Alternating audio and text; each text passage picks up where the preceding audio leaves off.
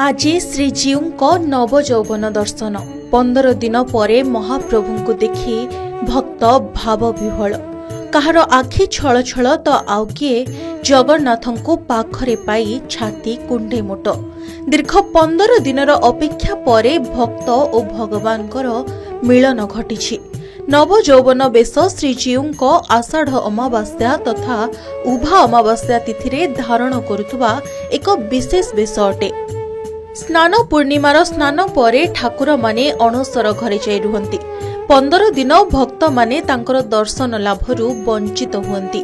अणसर शेषरे पुणी से जेउ दिन भक्त मानंकु दर्शन दियंती ताहाको नवजौवन दर्शन कुहाजाए।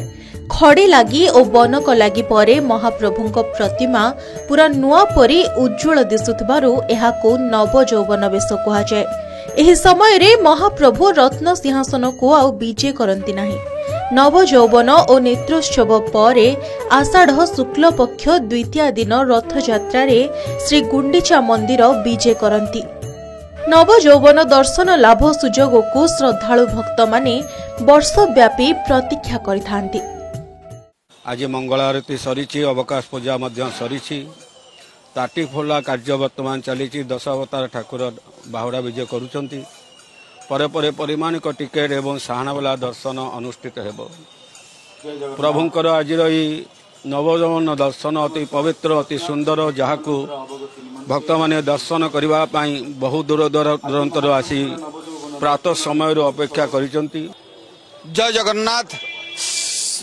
आज होउचंती विशेष भाव में श्रीक्षेत्र चलचंचल कारण महाप्रभु जगन्नाथंकर दर्शन एवं चली जहाँकि प्रातः काल महाप्रभुंकर विशेष भाव में चका अपसर परे जो रीतिनीति थाए जहाँकि दशावतार विग्रह मानकर बाहुड़ा विजय होती एवं तापरे महाप्रभुंकर दर्शन एवं भीतर काठ दर्शन भी चली एवं आज बहुत प्रख्यात नीति रही जेहेतु आसंता काल राति पाइले रथयात्रा महाप्रभु भी चलचंचल बड़ आनंदर भक्त मान दर्शन दौरान केतेक समय रे नेत्रोत्सव और नवजौवन तिथि रे सामान्य एपट सेपट मध्य होइथाय। नेत्रोत्सवर अर्थ हेउछि महाप्रभु मानक चक्षुरे नवजौवन बेशर अंतिम स्पर्श। रथयात्रार 4 दिन पूर्वरु चतुर्धा मूर्ति को पुनश्च रंजीबार आवश्यकता पड़िथाय जहाको अंगराग कुहाजाए।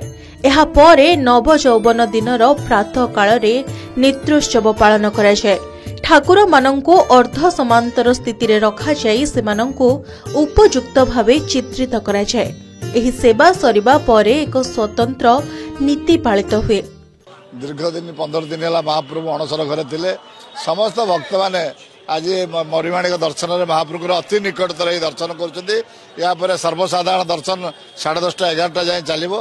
तेणुकर भक्त मानकर समस्त महाप्रभु को देखिया पे पूरा समस्त आज व्याकुल बड़दाण्ड आज लोकारण्य टिके हो। तेणुक महाप्रभु दर्शन और महाप्रभु नीतिकांति प्रकाश श्रृंखलित भाव में सब चली।